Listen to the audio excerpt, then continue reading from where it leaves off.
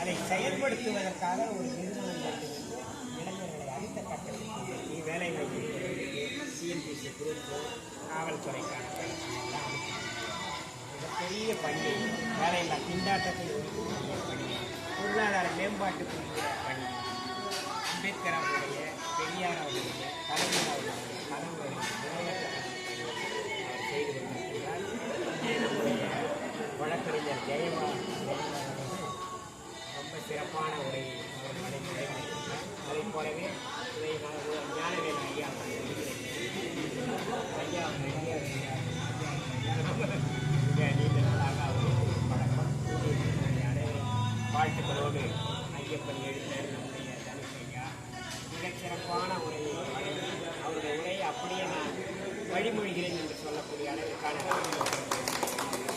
எல்லா வளமும் பெற்று வாழ வேண்டி தம்பி ஞானவேல்